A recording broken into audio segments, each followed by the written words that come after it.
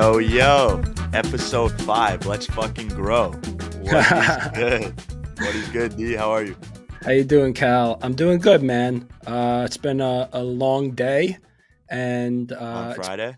yeah, it's been a lot of time off since our last recording, even though most people wouldn't know that. Yeah. But yeah, it's funny because like we're dropping episodes that have happened like a month and a half ago, like 2 months ago Yeah, at yeah, this yeah. point. But I'm ready to go, man. I'm excited. Yeah, likewise. I look forward to this sort of every week and we've taken a few weeks off. And with that being said, you were out all last week. Where were you? You were in Florida? Yeah, I took a little bit of a family vacation. Went down with my wife and kids to my in-laws' place in Florida, um, Okay. and it was it was it was a good time, I would say. When you're living at your in-laws' place, and my brother-in-law and his wife and their family were there, so we were all kind of shacked up together. Um, so like it wasn't a true vacation, I would say. I hate that, man. I know, but at the same time, like, got to get in the pool, went for Yeah, some walks some nice outside. weather. Yeah, have some friends down in Florida who I got to see. And actually me and my wife spent one night in Miami Okay. with a couple of friends, and I got to play pickleball for the first time. What'd you think? Like, I get it. I get why people love it. You know what I mean? Like that was my first initial thought, and I kind of expected that was going to be the case. It really is that nice kind of in between of tennis and ping pong. Um, I didn't actually play doubles, which I heard is kind of like the ideal way to play For it. sure. Yeah, I yeah, yeah. only had my brother-in-law to play with, so we were playing singles, and my my main takeaway was that it's actually kind of difficult. Like I was like lunging, and I was like, and my thought was, man, a lot of old people must scare playing pickleball like all the time because I was a little bit sore after I played. Yeah, I feel like you don't have the quickness that I would have, so I don't ever find myself lunging, unless, guys move me around. But yeah, I think though, that's a good point. I think, anytime I see doubles or pickleball players, older ones normally playing doubles. So again, it's more so, you know, you serve it and then everyone kind of converges at the net and it's bang, bang, bang at the net instead of like you lunging across the court and all sorts of movement. So that's kind of what I see. But yo, I just on that note, there was a party. It was one of the guy's 60th birthdays party or whatever, and so I'm chopping it up with a couple lawyers, and we're talking sports business. Footy came up. Son's footy player wants me to talk to him, and I just felt so compelled to provide my input on pickleball as a business, Hmm. just because, yo, it's like to me, it's one of the only sports that anyone can play. Like, you could be 5 and pick up a racket and play, and you can be 90 and pick up a racket and play.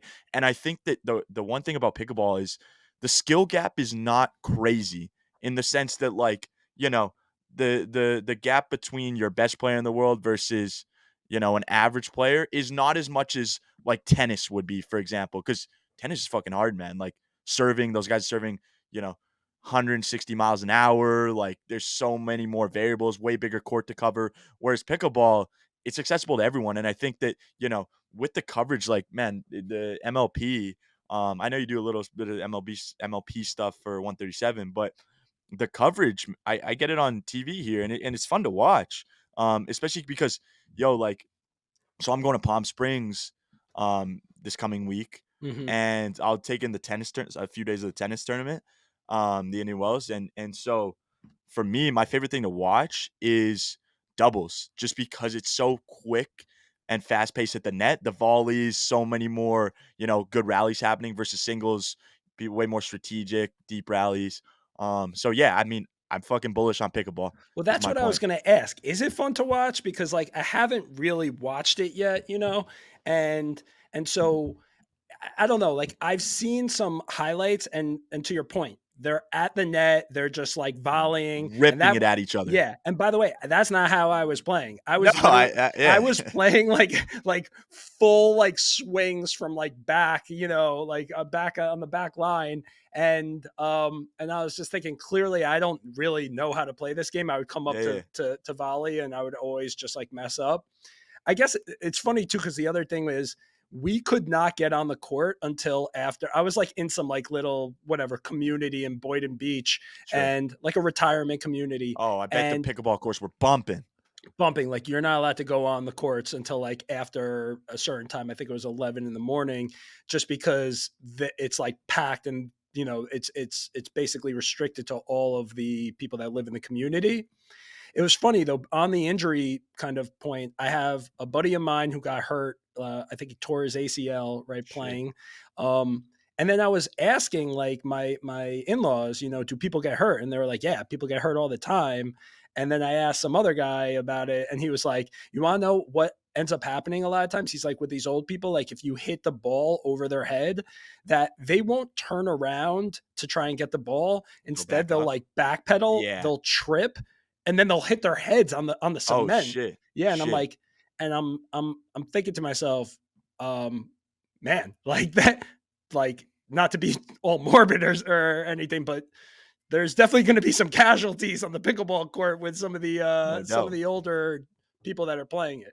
No doubt. No doubt. But yeah, I think, super fun sport to play. We'll have to get out sometime. I'd fucking whoop you. Um, Bro, We'll see about I that, played bro. recently, and my Yeah. one buddy was like, "Yo, I got you. Like, I'm gonna kill you." And man, we played until he got a point, which didn't happen. So I beat him 50 nothing. We just kept 58 nothing. 50 to nothing. Yeah, Oh, 50 to nothing. That's pretty embarrassing. for him, sure. Yeah. Uh, What else, man? What else has been going on? What else is on your mind before we jump into a couple of these yeah. put-ons? Yeah, well, so, I took a little trip, as well. I was in Vegas, which is always a fun spot as a 22-year-old. Turned 22 in Vegas and did the whole waste management golf tournament, which if you haven't been, if I had to put anyone on a sporting event that like is not common, that's not, the World Cup, that's not the Olympics, that's not the Masters, it would be the Waste Management Open in Phoenix. It's just a party for 4 days straight. Everyone's dressed to the nines. The beers are flowing. I check. You don't even want to know how much I spent on Miller Lights are like $10 there. We're ripping 15 a day. Oh man. Yeah, man. But it's a vibe. It's always a good time. And then yeah, the Super Bowl was obviously in Phoenix as well. I didn't go to the extra Super Bowl, but you know, we were gone for I want to say 2 weeks, and there were five of us, and being in close quarters, it was definitely a lot of debauchery happening. But I wanted yeah, to ask you about that waste management because, like, yeah.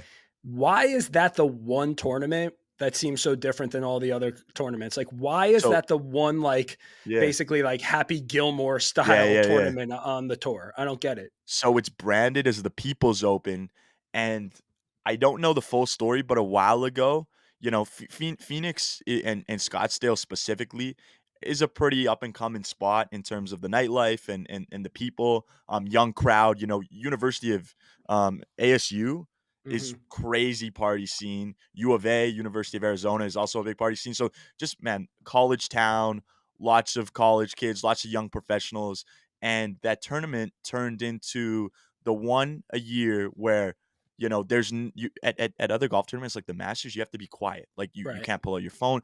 This is the only one where man on we always go to 16, and you hit the green, everyone's cheering, throwing beers on the green. If you miss, everyone's booing, people are throwing their shirts up. I sent you the video of me chugging that beer.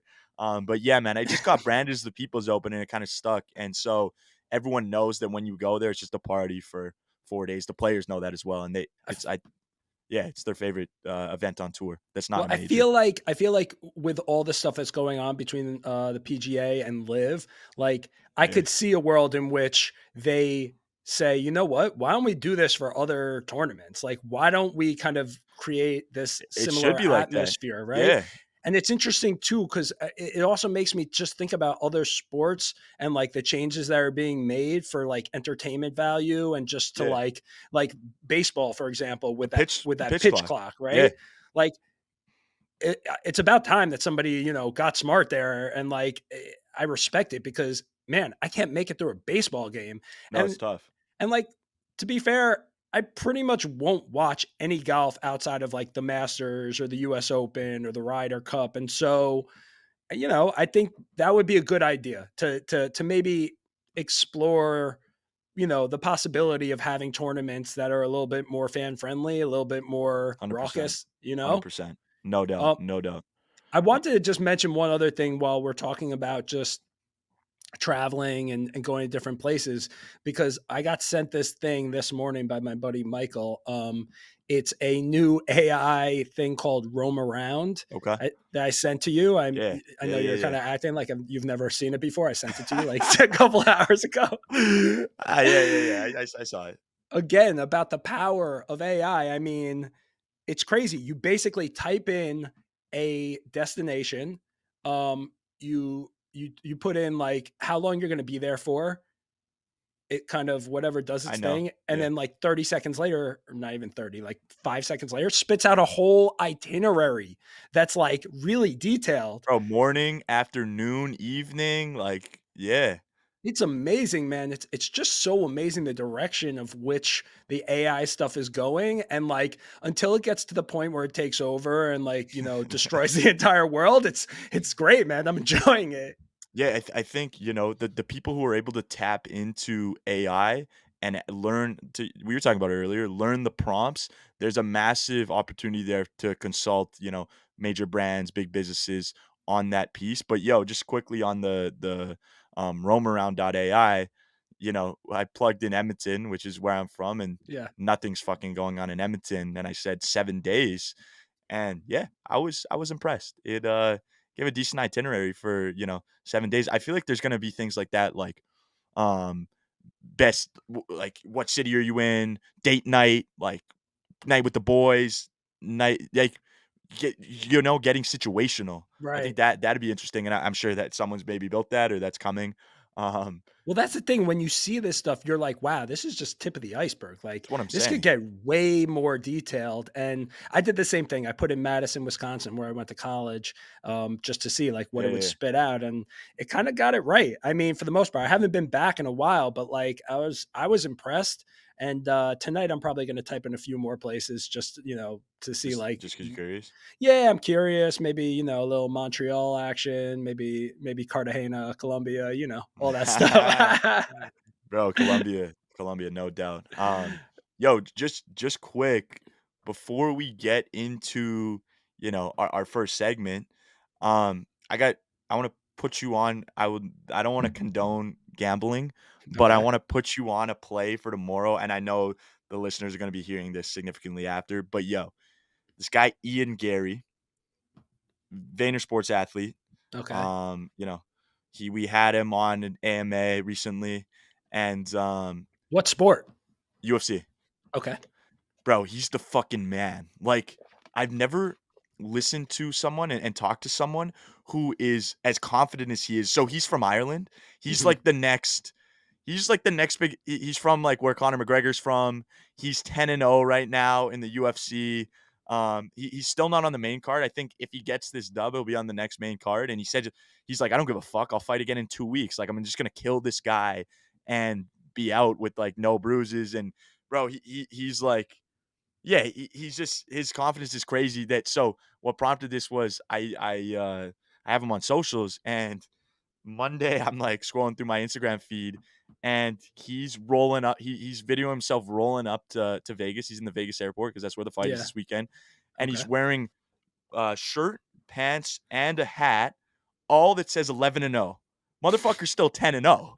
He's he's rolling in with like all his 11-0 merch, and he just like he's rolling in super swaggy. He doesn't give a fuck. And so yo, he was saying that there's no doubt in his mind that he is going to knock out his opponent. Yeah, but But what but fighter doesn't feel that way, but Cal? yo, but no, no, no. I'm telling you right now, this guy's different, bro. Yeah? Every fighter needs to feel that way. I'm telling you right now, bet Ian Gary, TKO, KO, lock, man. And we'll come back to this, but put the house on it. Put the I'm house on it. trust me. Interesting. I don't Trust me on really this. gamble so much That's fair. anymore. But yo, When's the fight? tomorrow.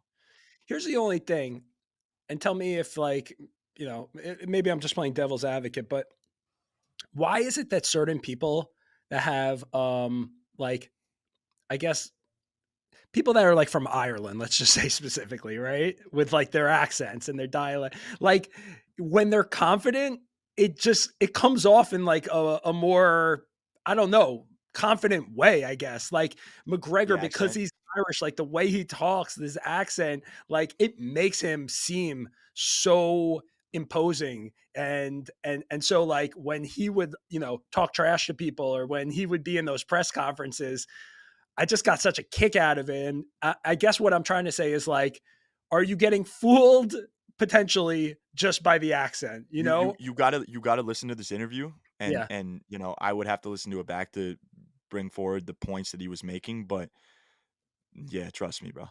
Okay. I'm Legit. looking forward to watching it and doing the retrospective to see if you actually turn out on the right side of this. Put my money where my mouth is. Yes, sir. So yo, let's dive in. This is one of my favorite segments, but hit me with an idea you've had recently. Okay.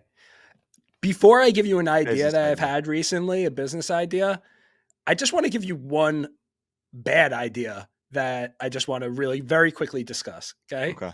Because, like I mentioned before, I was in Miami for Sure. one night at a hotel. Um, by the way, the hotels in Miami, you pay a premium, and like a lot of them are kind of dingy. Like, I know that's kind of part of the appeal, and obviously there are some places that are like very high end. Sure. We paid a lot of money to stay at a hotel that like wasn't that great.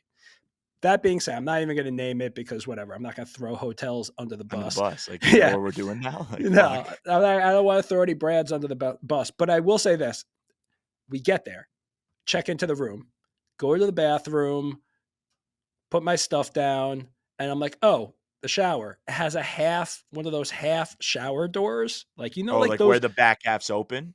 Yeah, where the back half is open. Sure. And I was like, oh, come on, man. Like, what the fuck? Like, because I knew what was going to happen. And Water it's was gonna go like, everywhere. yeah, who invented that stupid ass shower door, bro? Every single time I go in there, I'm like, okay, I'm gonna move the shower head to the side so that like it doesn't, I'm gonna put it like kind of like really short. I'm gonna stand right. It floods the entire bathroom. It's the least practical invention of all time. And honestly, I think some asshole took the shortcut to do it just because they're like, oh, you'll spend less money on the actual like True. glass part of True. it. But True. literally, every single time that I take a shower in one of those shower things, I'm always just like, I hate this shower. And then I always get out, and then I always have to put towels all over the floor because there's water all over the floor.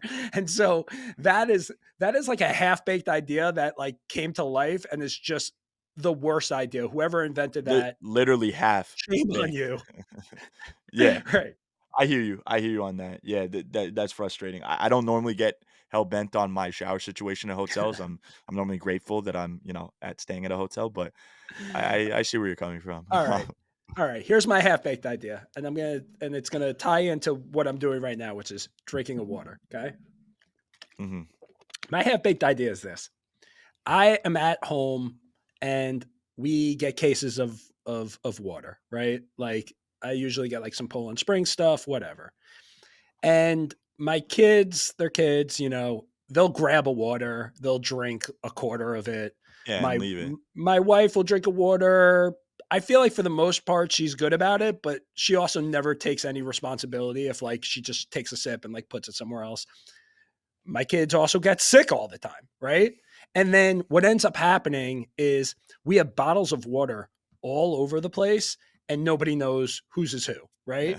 Yeah. Yeah. For the most part, I kind of like I'm not the biggest like germ guy, but like I don't know. Again, my kids get sick all the time, so this causes a problem. Yeah, yeah, yeah. I've had this kind of play out at times where like I'll have people over, same thing, right? And there's nothing that drives me more crazy than taking a bottle of Poland Spring water that's like whatever half full or three quarters full and just like pouring it out because I'm just like I don't know Yeah, whose yeah. water this is. I can't get sick, whatever. So my idea has always been this. I wish that there was a a way in which you could identify your water that wasn't like, and they have some sort of ideas around this where it's like you put like your little ring on top of the thing. I think the thing that makes the most sense, the easiest thing, is to literally go with the label and have some sort of part of it where it's like you could just take your finger and just write like your initials on it, right? I got you. And so my idea is either to license that label to a brand like Poland Spring, but I don't think that they would want that because I actually think they like when people just throw away the waters Because because then then you it gotta buy just, more. yeah, you got to buy more. Yeah. So really, I guess the idea is to start a new brand, right? Like a new water brand.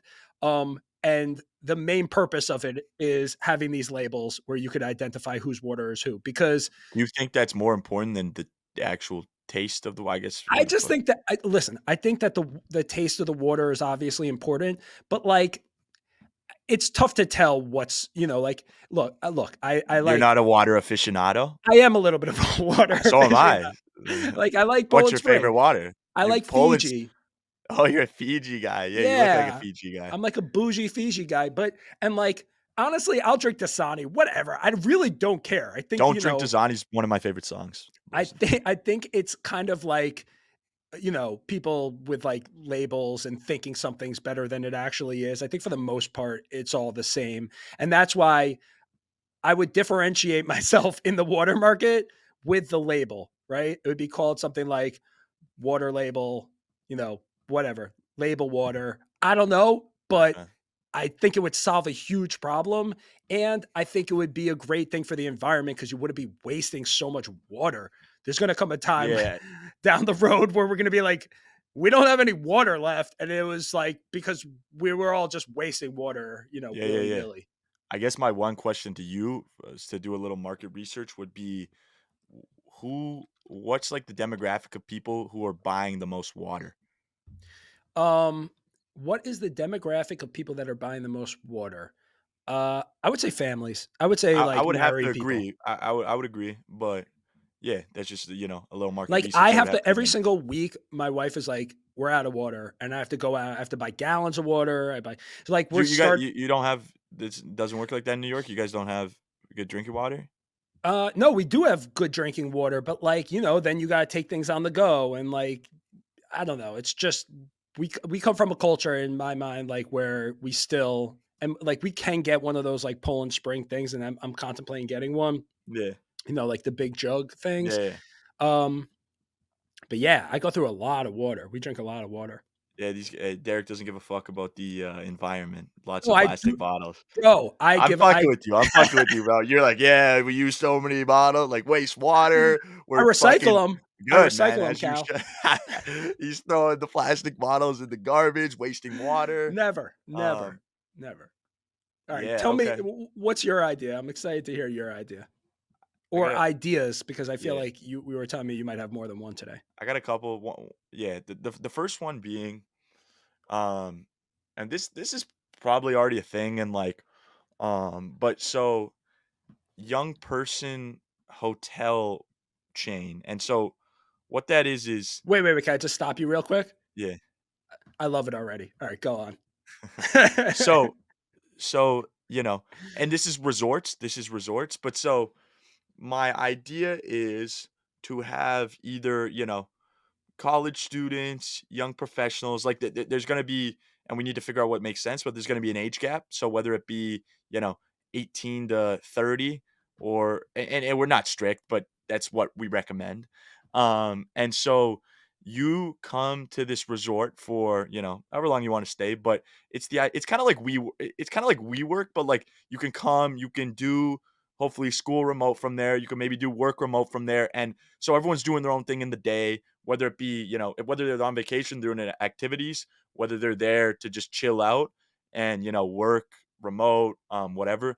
But then, at night, there's something all like us as the resort is organizing mixers and parties and just shit for all the young people to a like meet each other and vibe, but b man just like have a good time. Like you're going to this resort to again either in take in that city and enjoy that place or grind and take in the experience of the hotel and the nightlife at it.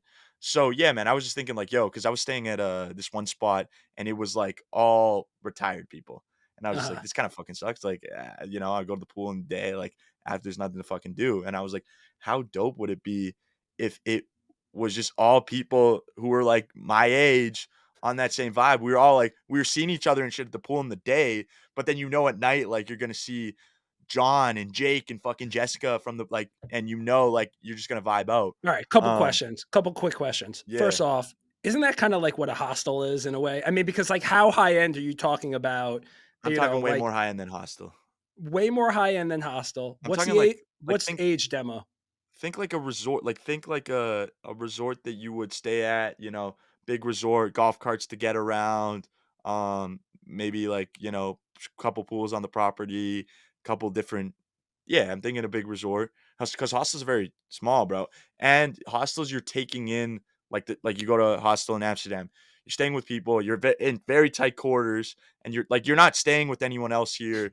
You're taking it and you're taking in the city in a hostel. This one you're taking in the resort more so. Got So, it. but you said But age demo? yeah, age. It would depend on the country. Like US fucking drinking age is 21, but like ideally 18 to 25. And so you're thinking more so like single people as opposed to like married couples or no? I mean, anyone can do their thing. I mean, definitely it would probably appeal to single people more than married couples. I, you know what I really like about it? Half baked, but I know it's half baked. I just like young person hotel. I think that's a yeah. fun. Well, I cause think yo, that's they a have good adult thing. only hotels, adult only hotels. Uh huh. So I why guess why why don't you have a young like why not? okay. You just have to price it properly.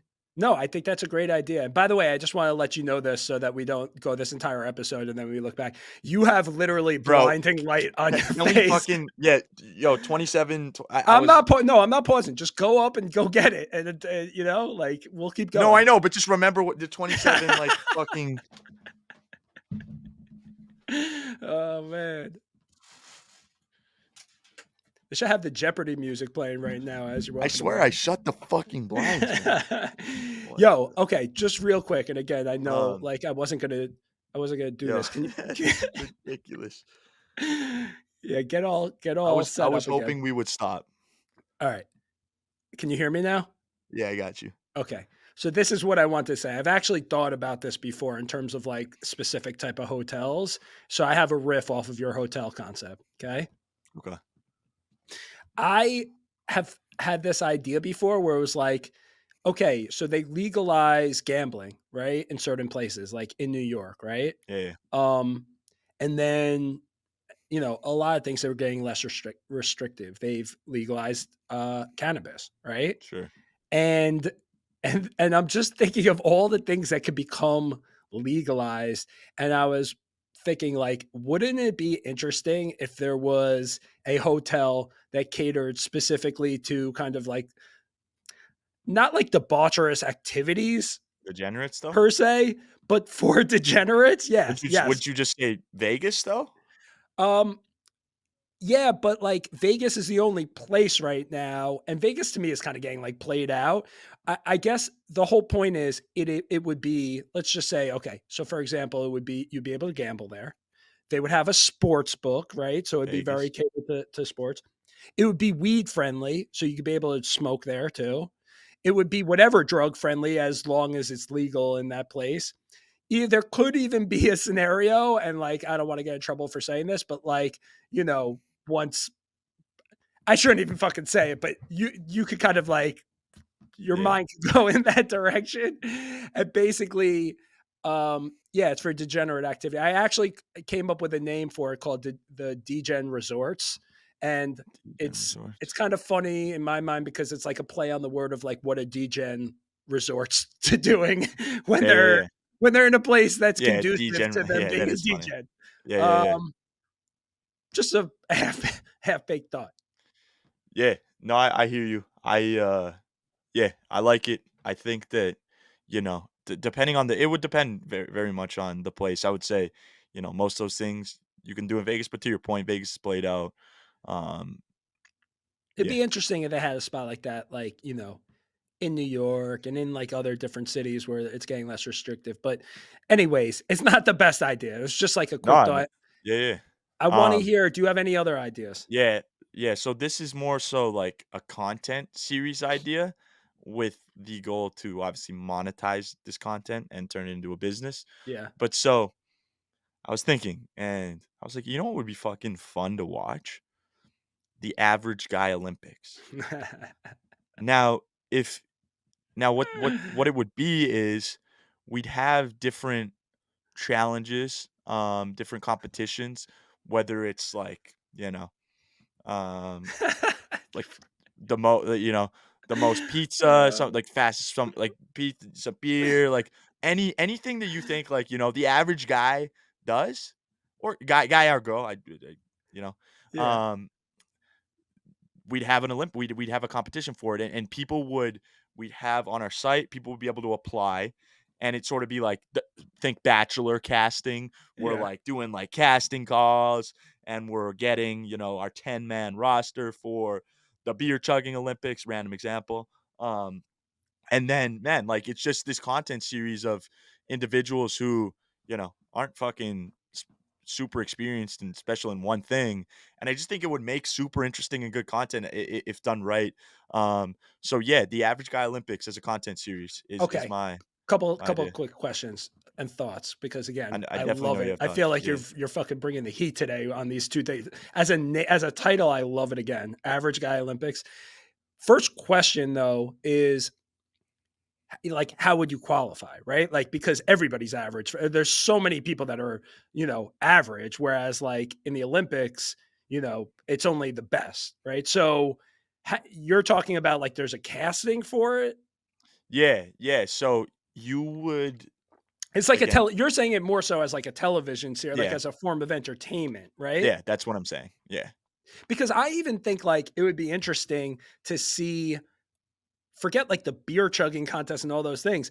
Like I would love to watch like an average guy Olympics where they play like basketball and they play like soccer. And it's just like, you know what I yeah. mean? Like No, regular I agree. sport. I didn't want to go back to the sports thing, but yes, 100%.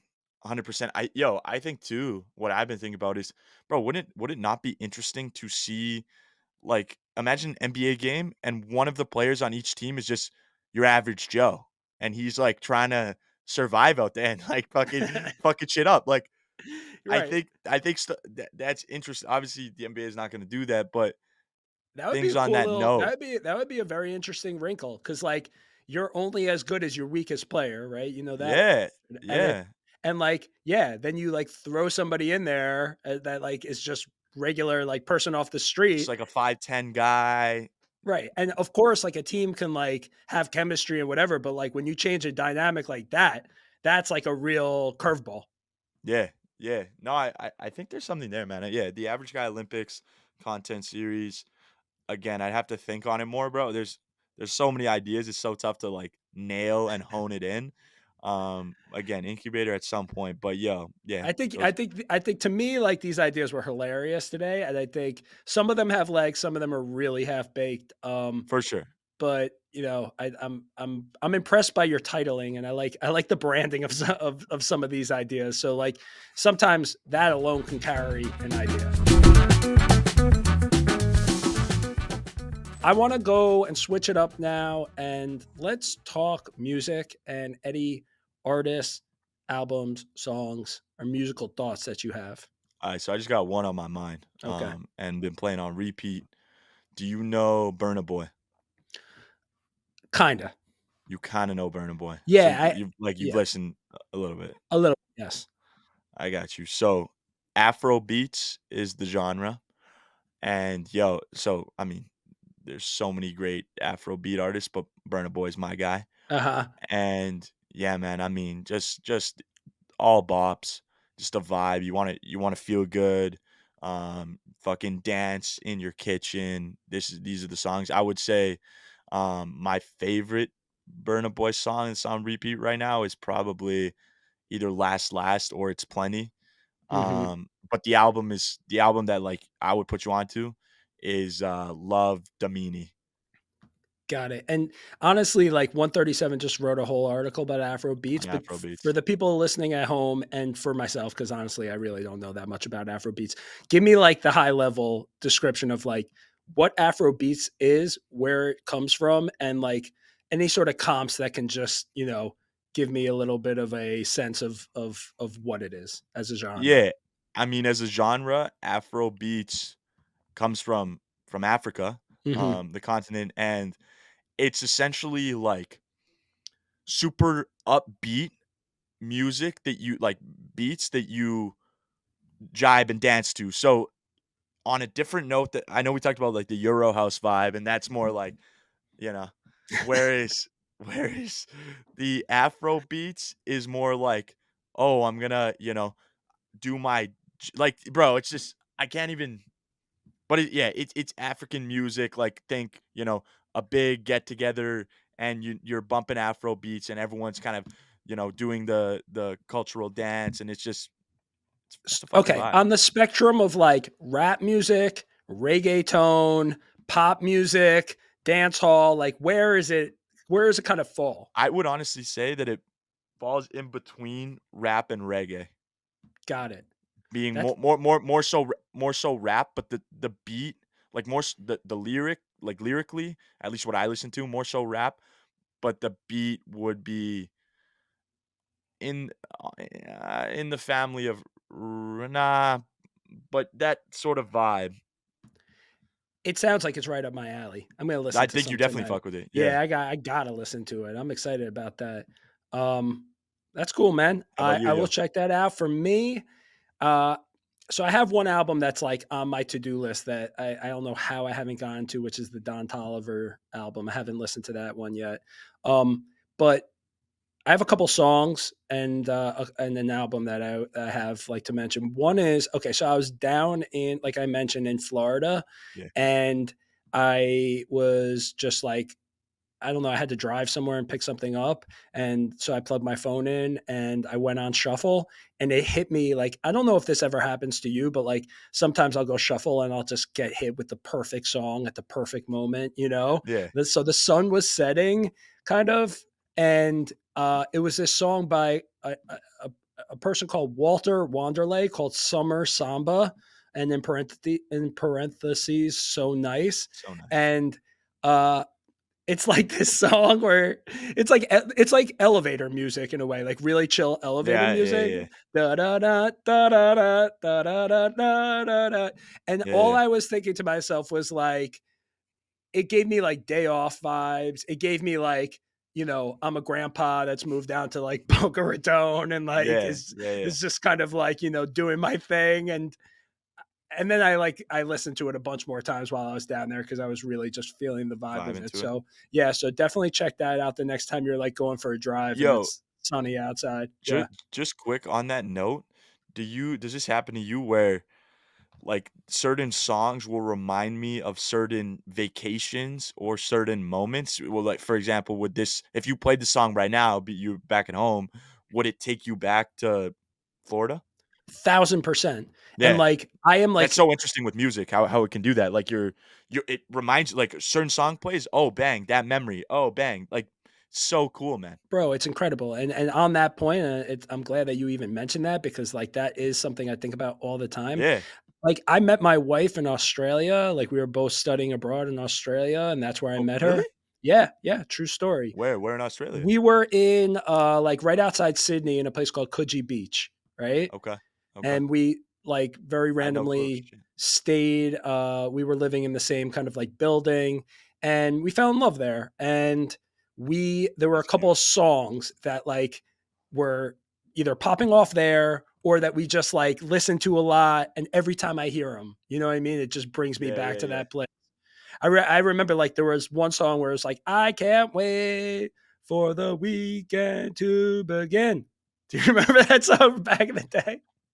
Bro, I definitely yeah, you're not doing it justice, but I know what you're talking about. I know. You're a little offbeat, but yeah. I know it's definitely we listened to a lot of Doors while we were out there, good like beach vibes. Anyways, Okay. let me get back to putting you onto some stuff. Yeah, Another song that I heard very randomly. So my kids were watching this. Were watching the movie Grease, like, yeah, and like whatever. I'm not a big like Grease guy, but then like we were playing the soundtrack of the music in the car, and it was the song Grease from the movie Grease by Frankie Valle, yeah. and for whatever reason, it just hit me at like at the right moment, and it was kind of like I don't even know how to describe it, but like it was kind of hard. Like I was kind of like really vibing to it in a way. I was like, oh shit! Like I didn't realize this song is kind of The song like, slaps. yeah, it kind of bangs, and I was really into it. And so I was like, okay, I'm gonna throw it onto my Spotify, like songs. So those are two kind of like really random songs, and then Okay. the last one is kind of a throwback, and it's on a completely different note, like a hip hop note. I listened to a Black Star song the other day. Okay. Black Star's Most Def and Talib Kweli, for those people that don't know, Yeah. two of the great rappers in my mind of all time, and one of the great rap groups. And their debut album, right? Most Def and Talib Kweli are Black Star. That's what it's called. Yeah. Just an incredible album. And a couple of the standout songs from that album to me are Respiration, Thieves in the Night, and That's a good song. Definition. Definition is my jam. Lord have mercy. Yeah. You know, Great song. Yeah, yeah. and I'm just like, I don't know if you know this, but back in the day when I was in high school, me and my friends, like, this is kind of embarrassing to admit, but whatever, I don't give a shit. We used to like freestyle. We would like hang out and we would Yeah, like yeah, on a yeah. beat, and just like freestyle, especially like when we were like hanging out on a Friday night and we were in the car and maybe we would like smoke a joint and we would just like put on a beat and we would just freestyle. And everybody always thought like the way I would like freestyle was kind of like Most Def, like I had that type of rhyme style. Okay. Anyways, I just love Mos Def and Talib Kweli, and that album to me is just like a legendary album that doesn't get enough pub. So, No, that's a good one. That's a good, put on. I definitely wanna bop some of that. I haven't listened to that in a minute, so uh huh. I'll definitely be bopping that. You got any more music, or No, should we head to the next? We both read that article and, kinda wanna talk about it, but so, article is "Taming the Mammoth" by Tim Urban, written in 2014, website, Wait But Why, we'll link it below. But, yo, so, I think, like, a good place to start would be, what is the mammoth? uh huh. I just want to say this too. Tim Urban he's a really talented guy. He's a Yeah, I definitely didn't do him justice with I that know he's like a introduction. writer. He's like, he does like TED Talks. He's an illustrator. He's He's known the for like guy. his like stick figure kind of illustrations, and he kind of delves into all things life, happiness, procrastination, Yeah, relationships, AI. I'm literally personal reading this development. like from history, aliens, etc. Right? Yeah, Okay. So here's the deal with this article, which I just loved, and it's an old article, right? But basically, the whole thing about it, and I'll say what this mammoth thing is that I think the general theme is that we have an irrational and unproductive obsession with what other people think of us, right? That's kind of like the main theme, I would say, of the article. And so um basically he kind of goes all the way back in time, and he's talking about how, people were part of tribes, right? yeah, Back in the day. And that was critical to your survival. So if you kind of like fell out of favor with your tribe, you ran the risk of like being banished and likeness exiled. likeness mattered. Exactly, exactly. So he basically theorized that because of this, humans evolved to basically like have this obsession for social approval, right? So he 100%. refers to that obsession in the article as a social survival mammoth, right? Yeah, And in the article, it's all these illustrations of that mammoth, right? Um, and then basically gets into this whole thing of how even though like that's what where we came from today in like modern society, we still have those feelings even though it's not the same, right? You don't have to be part of a tribe in that way. So that's to answer your question, the mammoth is like your ego to some extent, right? Yeah, yeah, and, your ego and just your consciousness of caring about what other people think Hmm. and that, deterring you. I think that, something that was said in the article about taming the mammoth, is you gotta start by being authentic and figuring out who the fuck you really are. Hmm. Then, that moves into self-awareness. So now you know what your authentic self is, you know who you are, you're now self-aware. Then you move into fucking being bold. You go out, you say things that come to your mind that you wanna say, you don't worry about the repercussions of what other people are gonna think, you speak your mind, and I think that, society is judgmental. If you had to generalize society, people are judgmental. Like we're all, even if we notice it or not, we're all subtly judging individuals on a day to day basis. Hmm. And that's tough.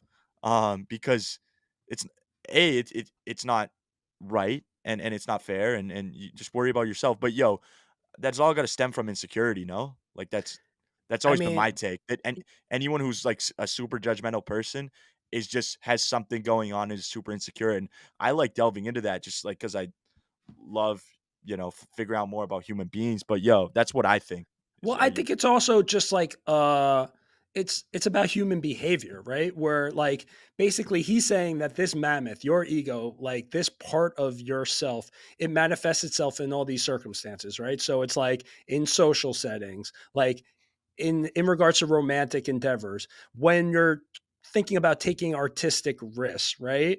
Like it's the reason why people get married to people they're not in love with, right? It's why people pursue careers to appease what he calls like the puppet masters in your life, right?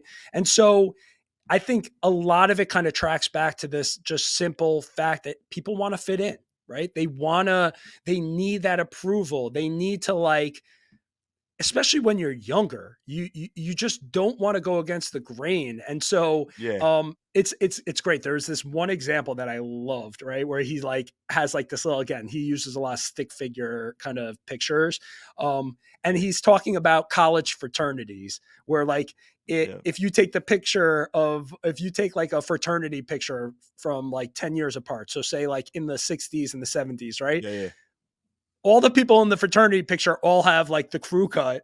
And then in the 70s, they all have like the shaggy Everyone's long hair. yeah, yeah, It's you see the amazing. trend. Yeah, yeah, yeah. And it wants to look the same. And it made me think about like right now, I have like nephews, and there's this whole other look that's happening right now for like teenagers where they have like the mop, like have you ever like the poof, like that thing that's going on in the front of their hair?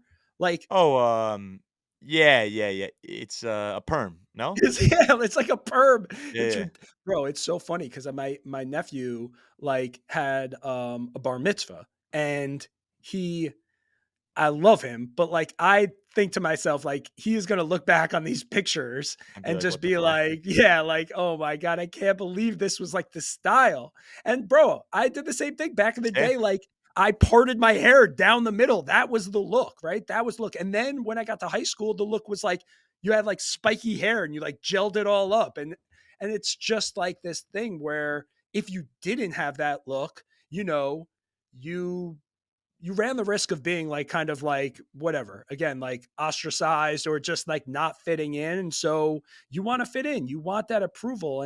And I think what's really also interesting is the whole thing with what you called about your authentic self and what they kind of talk about as your authentic voice, right? And so that conflict between your authentic voice and the mammoth, right? That are constantly at odds because your authentic voice knows how you feel deep down inside, right? Definitely. And you're constantly up against this thing of like, but yeah, but what are people going to think about me? And what are people going to say?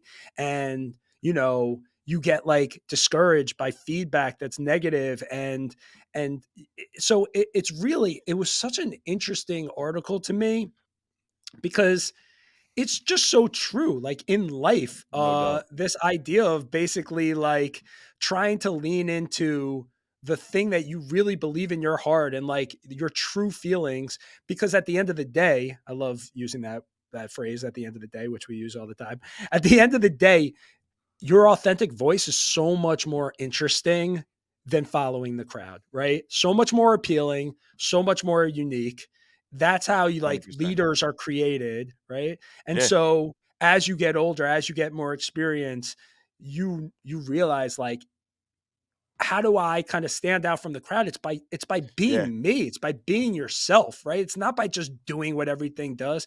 I'll say this. The kind of is my parting thing is like, I see it a lot too. Kind of like at my job, in a lot of instances where we'll look to certain trends that are happening and we're like, oh, that worked. So like that's how we do it, right? And like certain times, especially like in the creative field, when you are a creative and you're dealing with higher ups that aren't necessarily creative, mhm, like the typical like studio exec versus the sure. creative, where they'll point to something and they'll be like, yeah, I don't want to take a chance on that.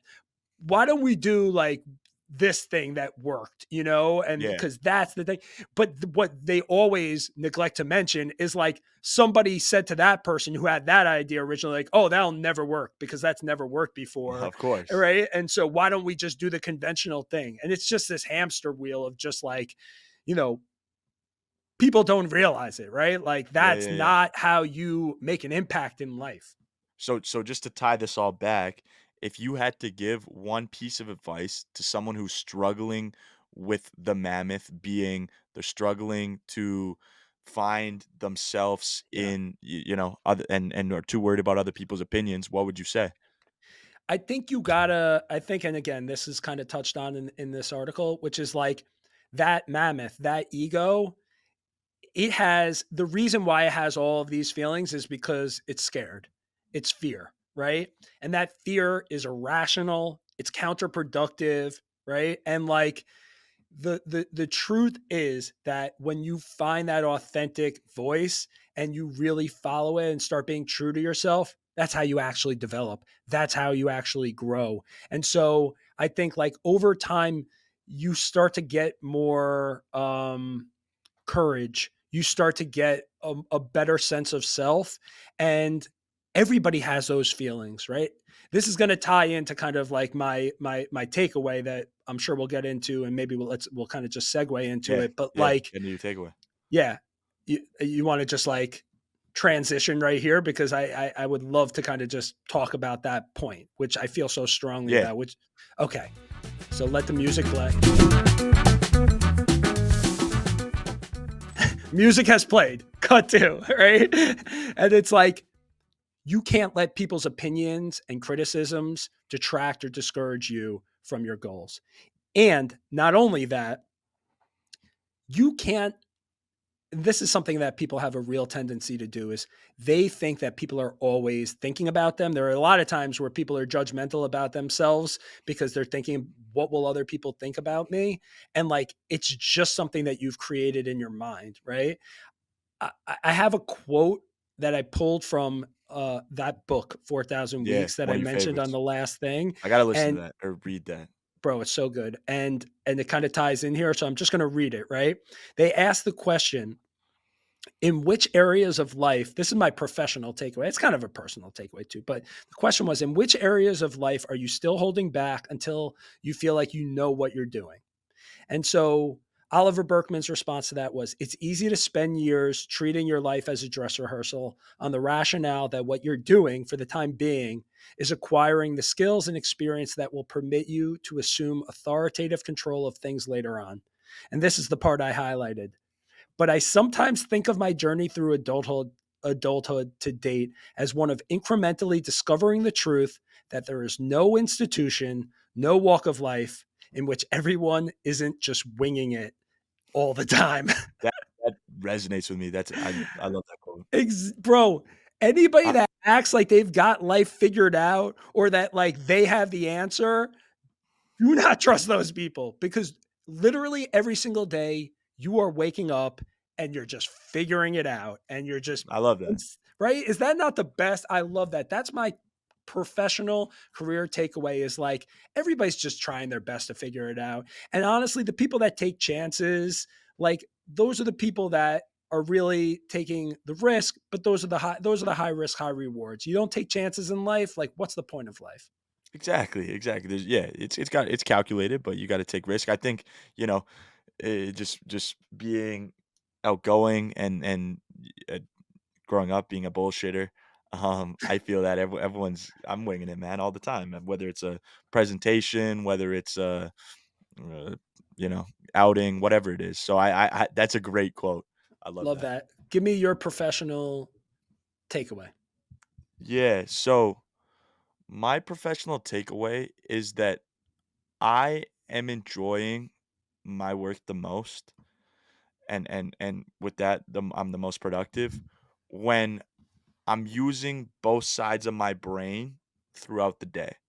What I mean by that is I'm grateful and lucky that, my job is, some creative, some execution, some, that math meets finances, all that good stuff. So, you know, I'll go from, doing a report on with numbers to like, coming up with this TV show style game show for our investors and holders that we're running in Vegas, and so I'm kind of getting to curate this YouTube video and this whole content series, and then I go back to a call with legal, and it's more serious, and I think that the fact that my day is so scattered in what I'm actually doing. I enjoy the fuck out of that, man. I like that, every day is different and Mhm. there's always something new and there's always a new conversation that I am like, holy shit, like I can't believe, I just went from a call about this to it's on both ends of the spectrum and super extreme. And so I'm finding that, being able to kind of use both sides of my brain and work through different problems and iterate has been a blessing because it makes me super productive, and I just feel like after the workday, my headspace is clear. So yeah, I've been enjoying that recently, and it's kind of That's been really cool, man. I mean, I think like it's funny that you say that because it's like really is kind of like left brain, right brain.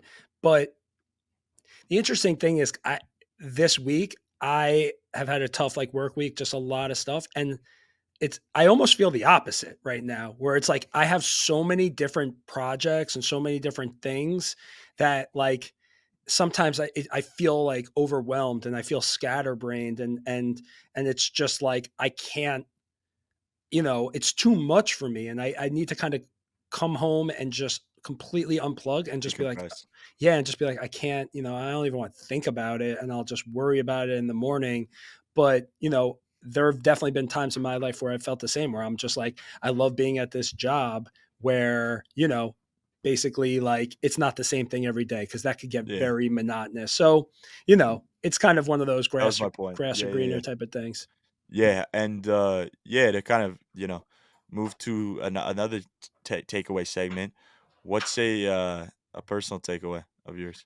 Why don't you go first? I want to hear your personal takeaway first. I got you. So my personal takeaway uh and I've been doing like a lot of mental reflection and just kind of been in my feels a little bit, not in a bad way, just like, just really feeling those emotions and what I'm fucking feeling.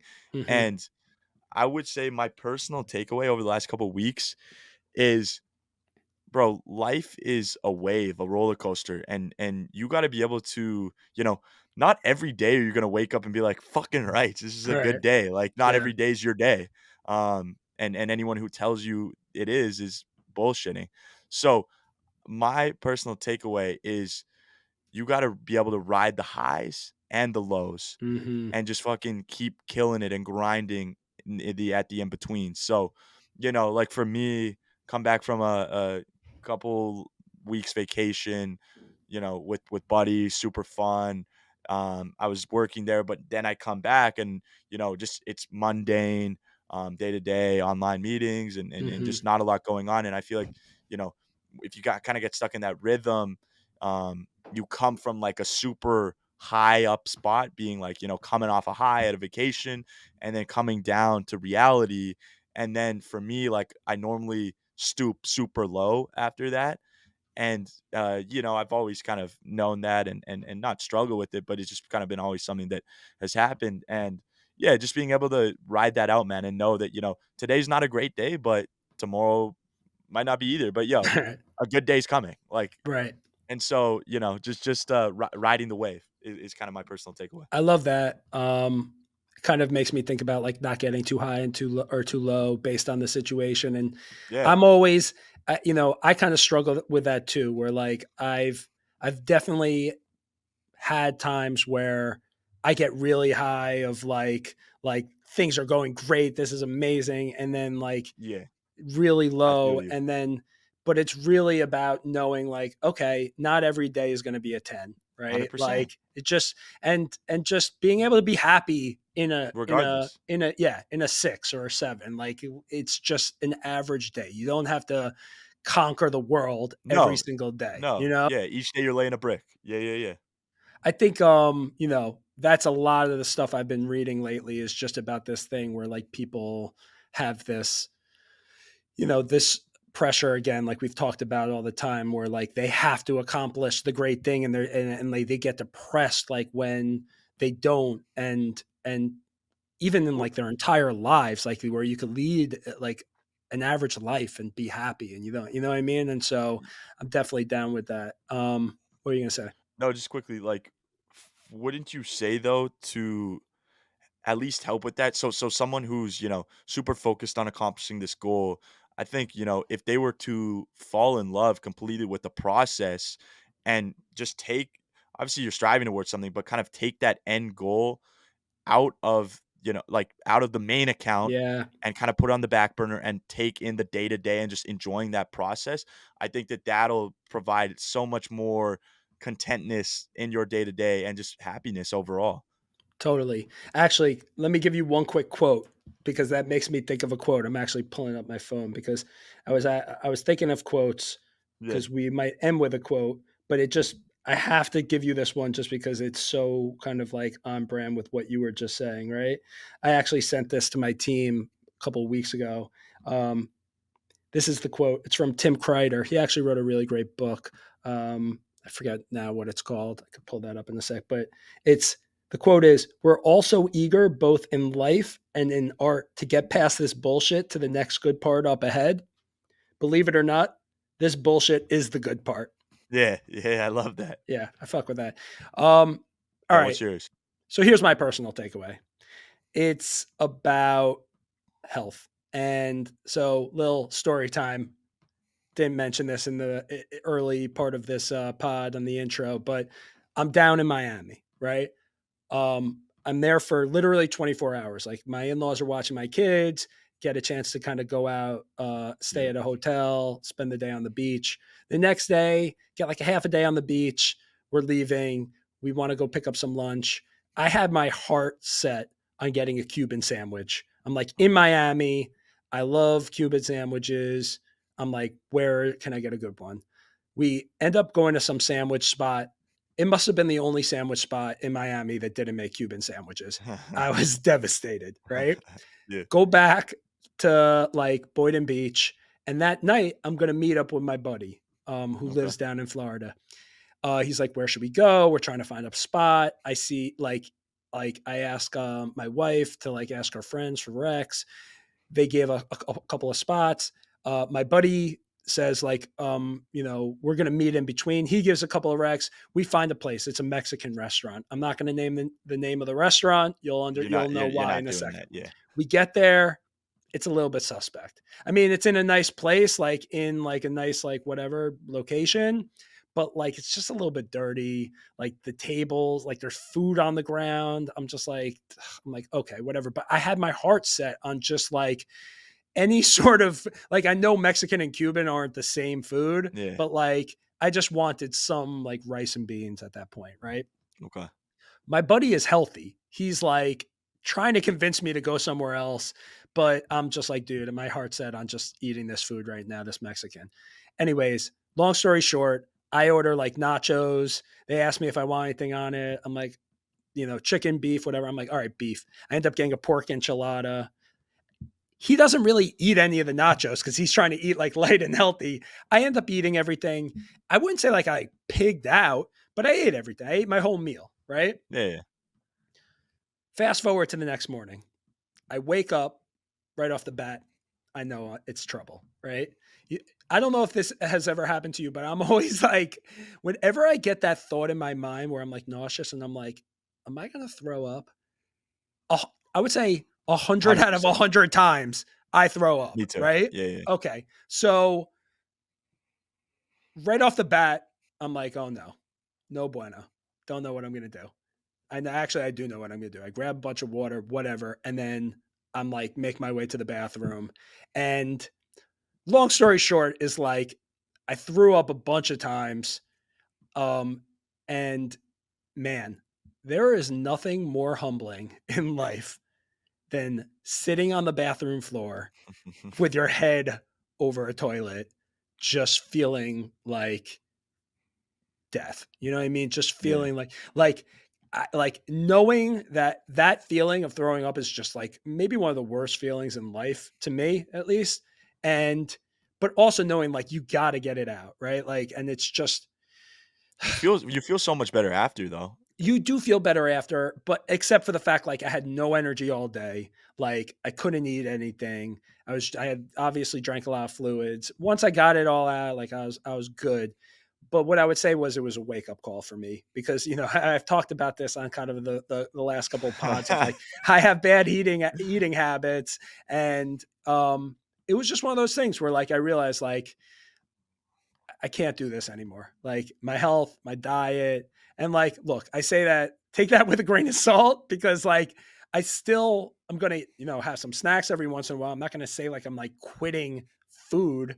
I can't eat so heavy, like I just gotta be more mindful of what I put into my body because my Body's a body, temple. yeah, my body was like, dude, what the fuck are you doing? Like, why are you doing this to me? And Yeah. that's how I felt in that moment. I felt like my body like was trying to tell me like, yo, come on, like, what are you doing? And so my personal takeaway is just health is wealth. Like I am ready to make the change. I've gotten home. I've been trying to be on like a healthy eating thing. I know again, I caveat So that with like I eat snacks. I've been reducing the amount of snacks. I've really been trying to be mindful of what I put into my body. this is the perfect segue. Diet and health is so Let's important. go. Food, snack, drink. You want to put us onto Yeah. Okay. So now switching gears. now. I, Now he's getting into the junk. Let's go. Listen, it's not all junk, but I've been thinking about how like we're putting each other onto all these things, and we've never really touched so much on the food and drink side of things. Yeah, Like, I think you put me onto a bagel once because yeah, I was in I New York. I don't And even think I like put you onto a bagel. I was just like, you got to get a gotta get it bagel like a new. before Yeah. you leave New York, True. right? True. True. Okay, I True. have a couple of things I've been thinking about, and I mentioned to some of them to you, so maybe I'm going to put the audience onto one. Please don't, A couple. please don't throw out poutine. I'm fucking Canadian. I know what poutine is. Thank you. Okay. By the way, I love poutine. Fuck, I know. I I know. love I know you poutine. do. But the first one I would say is an affogato. Okay. For those people that don't know what an affogato is, and Cal, I know De- De- you know what one is. Yeah. Derek had the audacity to ask me if I knew what an affogato was. You say the audacity, but I'm willing to bet that if you ask 10 people that you work with, right? I don't even know if you work with 10 people. I would say that 75% of those people don't know what an affogato is. I would take that bet.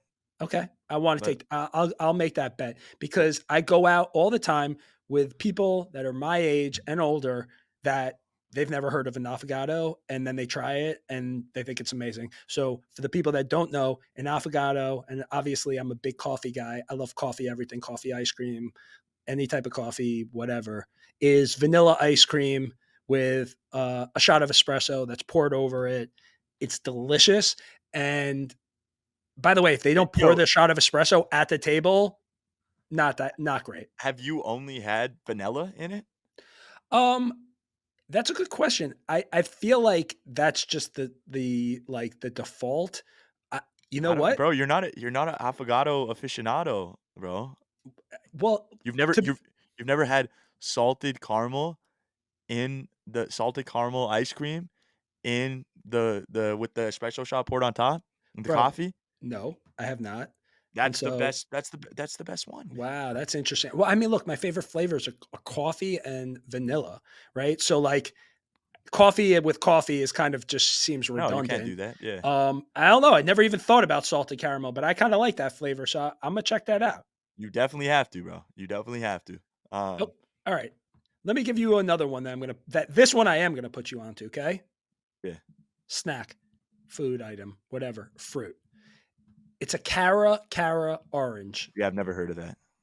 Okay, Cara Cara orange is I kind of discovered it like a couple years ago, and essentially what it is a navel orange. You know what a navel orange is? No. A navel orange is like a regular orange, but with no pits in it. And so those are like Okay. kind of like my favorite regular oranges. And then one time I by accident got a Cara Cara orange and I peeled it and it was like it looked like a grapefruit. And I was like Okay. I Yeah. was like, Yeah. Yeah. "What?" I was like, "What is it?" I thought it was bad. The first Cara Okay. Cara orange that I got, I threw out, and I regret it to this day because it looks like a grapefruit, but it's sweeter than like a navel orange. No pits, delicious. Cara Cara orange. Yeah. I've never even seen like a Cara Cara orange in the grocery stores or anything. So I have to keep my eye out and get some next time I'm there. Um. You got any food or snacks you want to put me onto? Yeah. Yeah. So a food that I would put people onto, and that is just insanely good. Have you ever had duck pancakes? No. So what it is you some dim sum places would have it. Yeah, it'd be in that realm.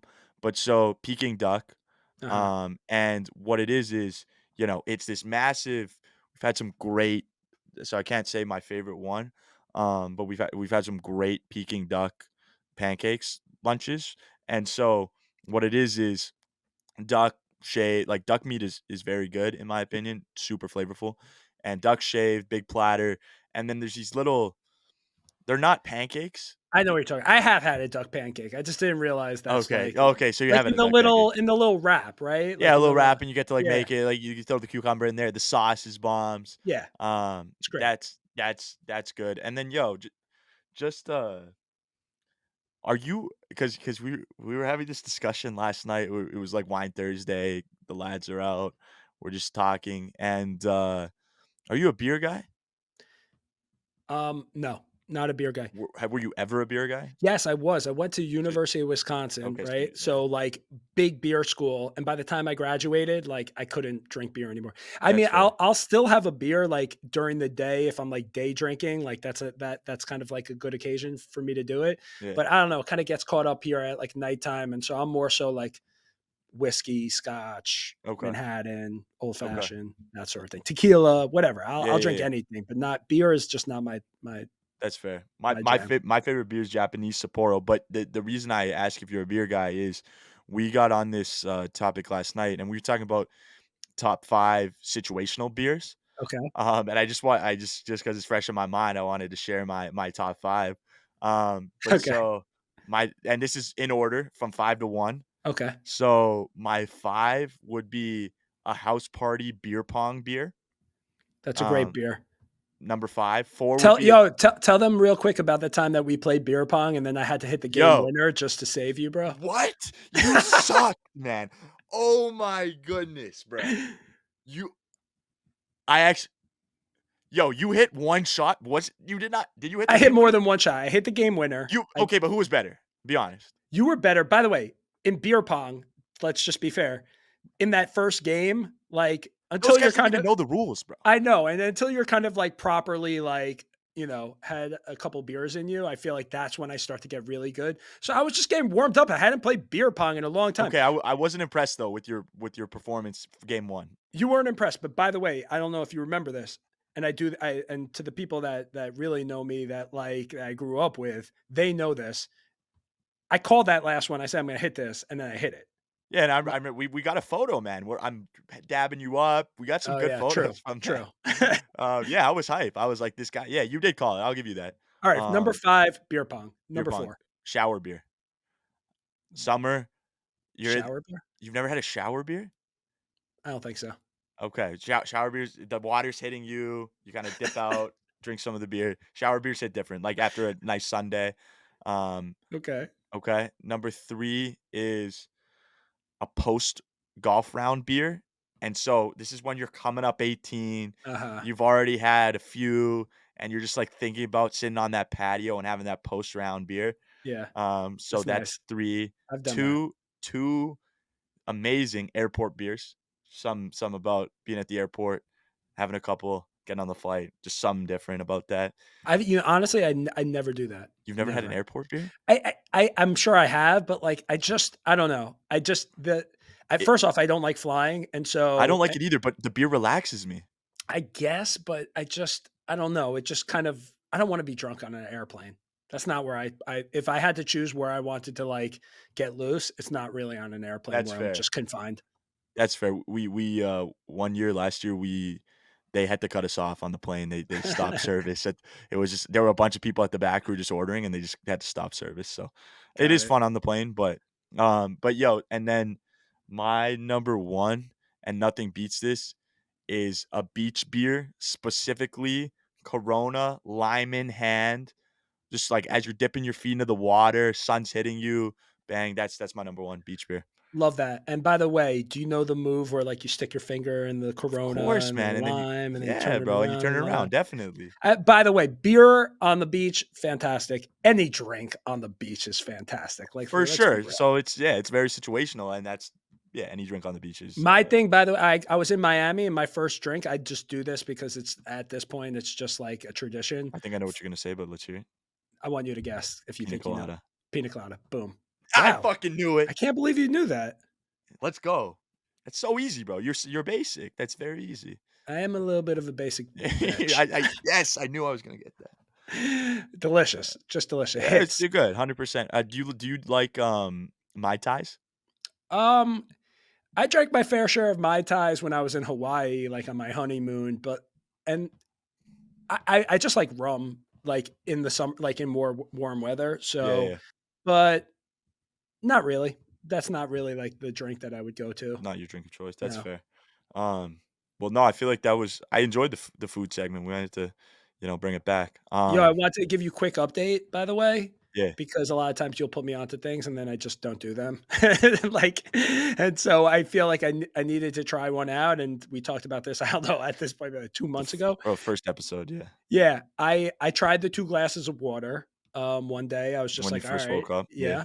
And to your point, like, and to your credit, there's something about it. Like I definitely felt like my body kind of getting in motion, and it was actually easier than I thought. I drank those 2 waters while I was in the shower, which was nice. Like I just took like So 2 I'm having shower beers, you're having shower waters. shower waters and just waited the 90 minutes, and like I get it.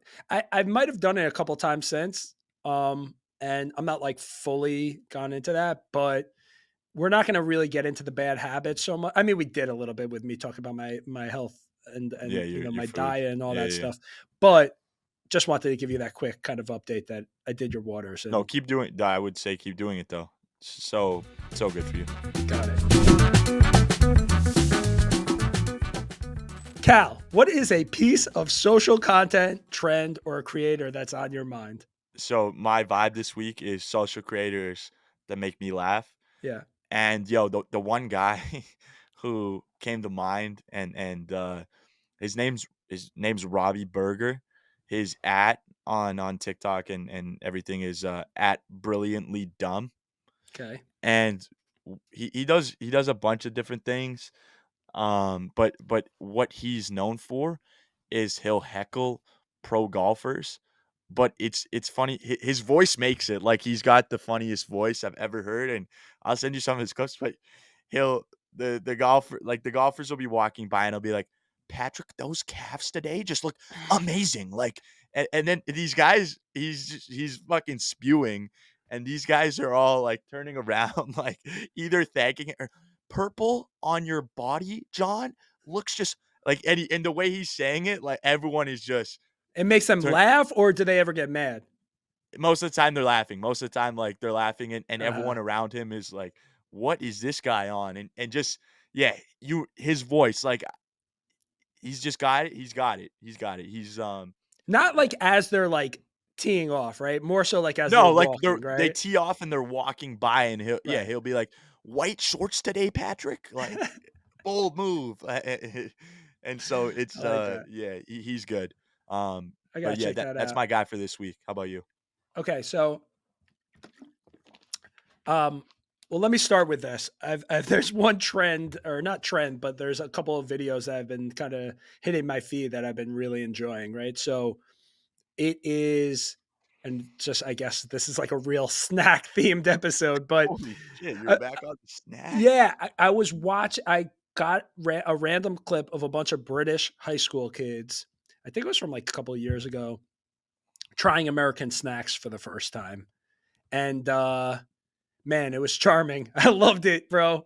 Like, just so funny just watching a British kid Yeah. try like a goldfish or like some Yeah, like yeah, yeah. Dorito for the first time. You know what I mean? It's just Yeah. like, and them being so skeptical, and then them trying it and being like, oh, that's actually quite good, you know. And then just the British accent, like, Yo, just it's I love it, yeah. I've is seen some of those clips. amazing. So that's one just like random video. Okay. Um, then I wanted to talk about a quick creator. His name is at Diego Day with two Y's, on TikTok. Yeah. I don't even know that. I don't think I like this guy at all, right? But like his videos, he basically goes up to girls Yo, and Diego, the guy with long curly hair? yeah, with the long curly hair. I know Diego, yeah, bro. They always comment on his eyes. He's got nice eyes and long hair is the comment section. Yeah, I so know all the Diego. girls Yeah. fall in love with him, and he basically, like, whether or not they're in relationships, he basically tries to seduce whoever he's Yeah. talking to, and he goes, "What do you think about me?" And then he tries to get, like, I get know.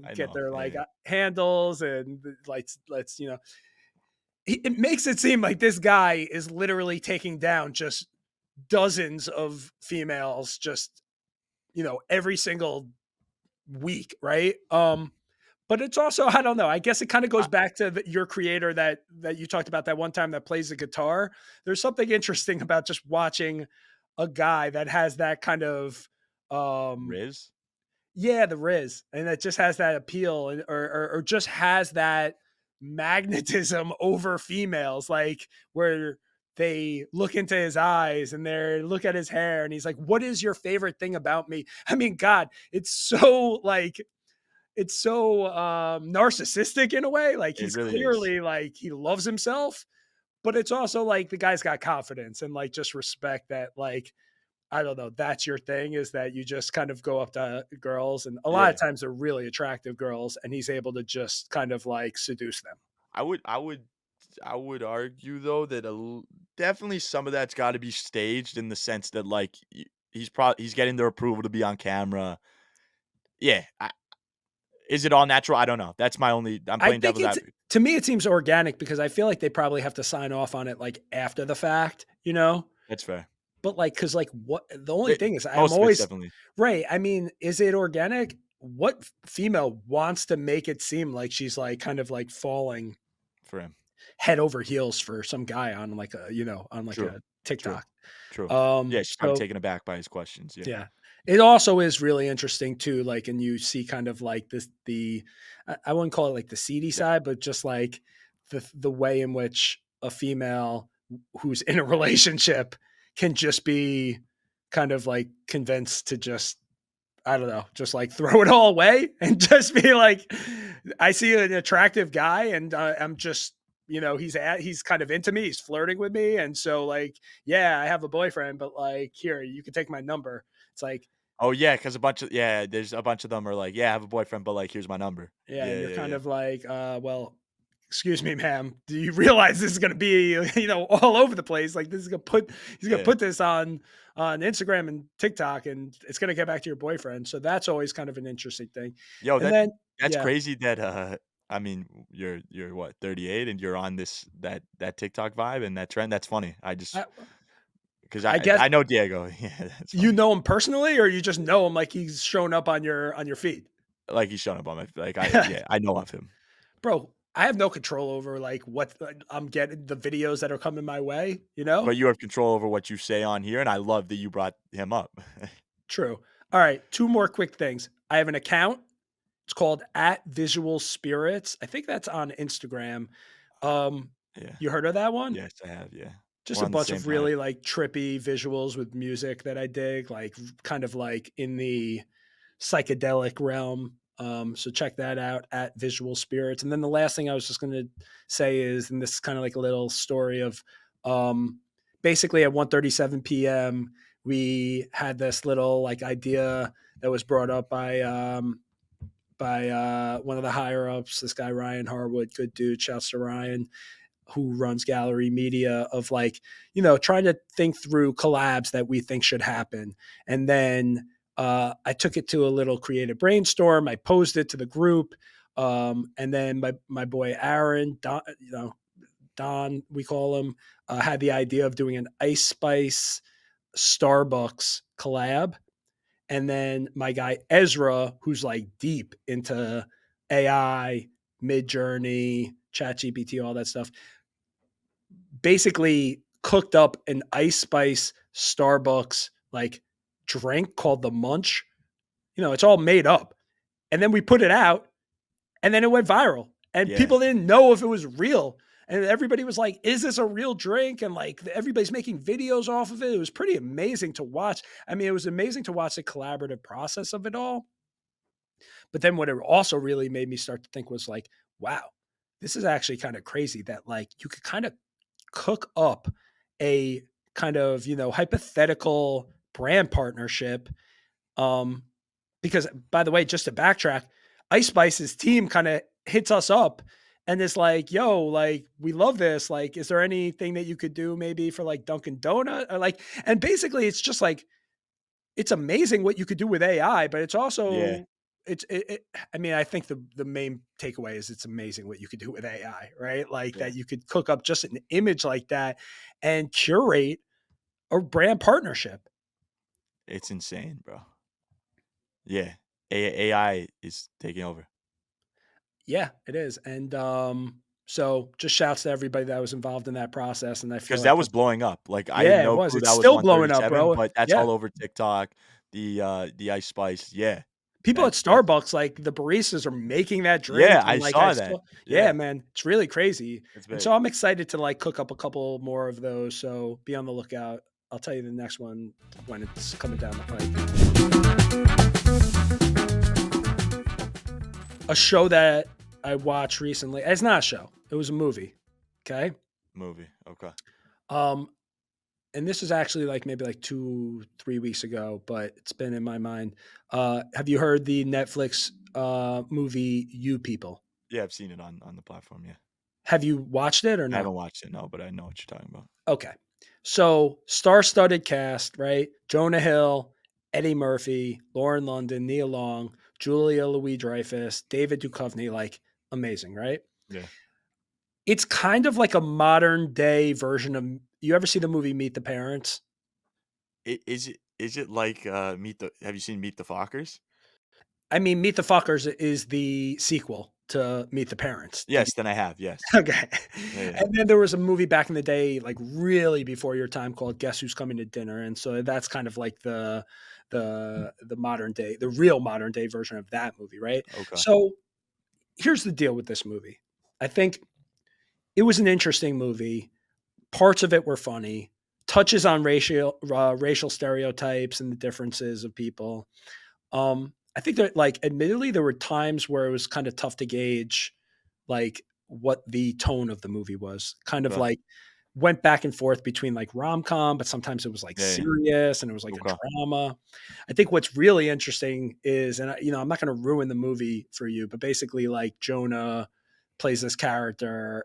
The love interest is Lauren London, and like his family is like kind of like liberal, like Jewish background. Her Yeah. family is like more conservative African American, and and basically the funny part about it is like he's in a finance job, and his side passion is he has a podcast, a podcast, like That's yeah. a The culture coincidence there. podcast. Yeah. Yes.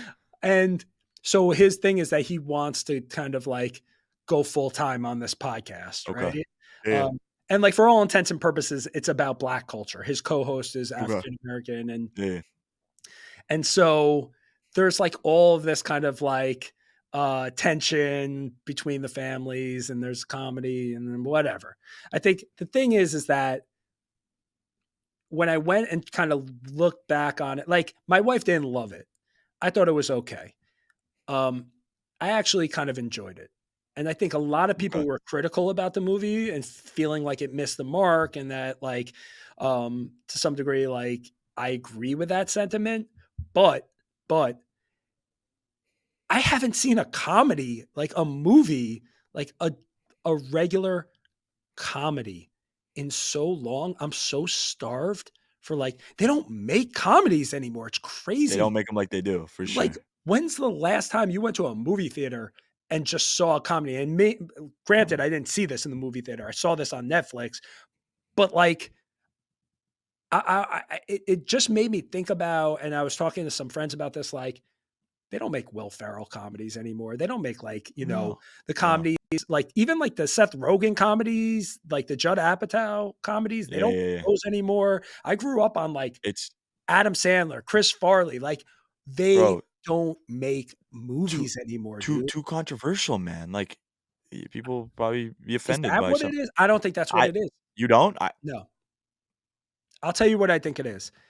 It goes back to the kind of what we were talking about earlier. It's like the way that the movie, like, studios and, like, the whole Hollywood system is set up now, it's just we can only do something that is proven. We can only do something that has intellectual property.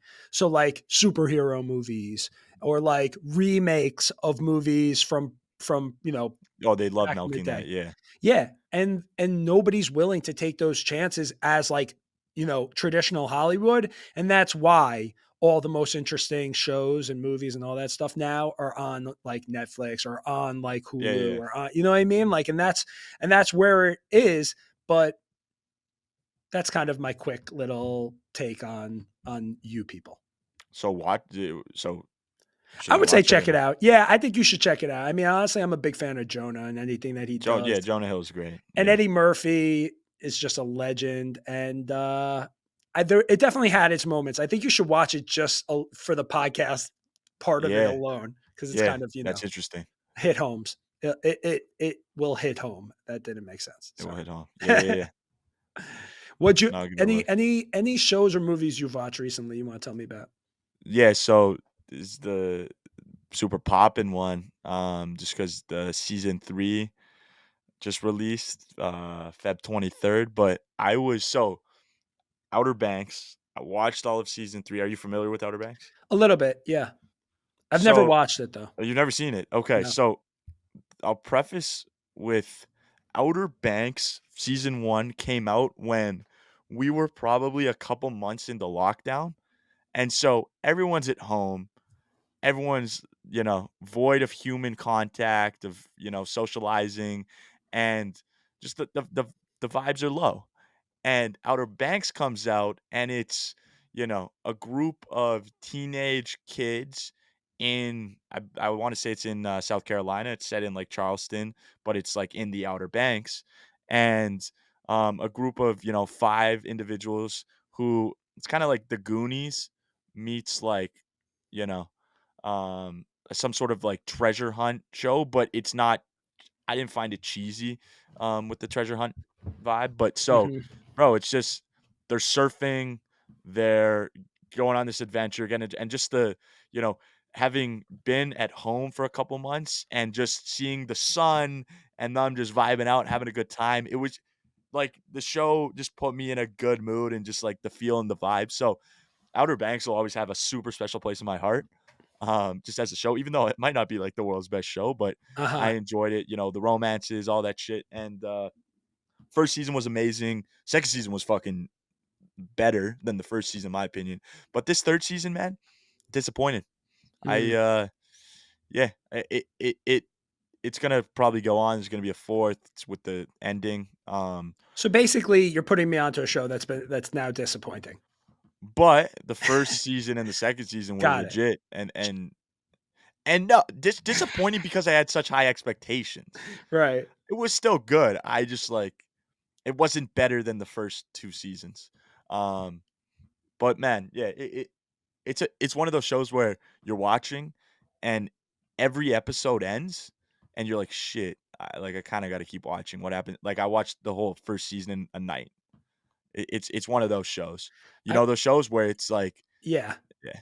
I know exactly what you're talking about. I feel like is it like do the females love this show? Because I've heard a lot of I've heard a lot of females kind of talk very highly of how they're obsessed with this show. Or is it Yeah, more so like it could go? It's like anybody could watch it. I would say anybody. Yeah, I wouldn't say it's more so the females, but No. no, not from what I've been hearing. Okay. From what? All right. I think we need to wrap. Let's.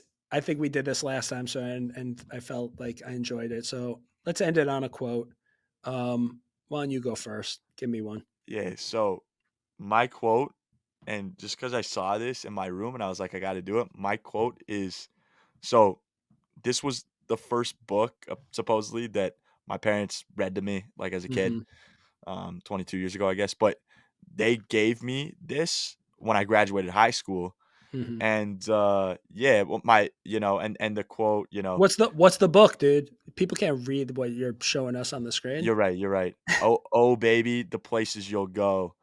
A Oh, book to be baby. I thought it's oh the places you'll go. Yeah, this one's, like, for, like, a bit this it is "Oh, the places you'll go," but this one was for, like it says, "A book to be read in utero." Like, this one was when I was fucking in the Oh, womb, like baby. Okay. yeah, yeah, Interesting. yeah. I didn't even know that they had that version. Yeah, yeah, yeah, but so, yes, "Oh, the places you'll go," Dr. Seuss, who I've heard recently has been a little controversial, so but I'm not following that. But so the quote is, "The more that you read, the more things you will know. The more that you learn, the more places you'll go." I just I love that quote. Um, Beautiful. that's my quote. What's yours? I love that. Man, I have so many quotes that I was like trying to kind of think about.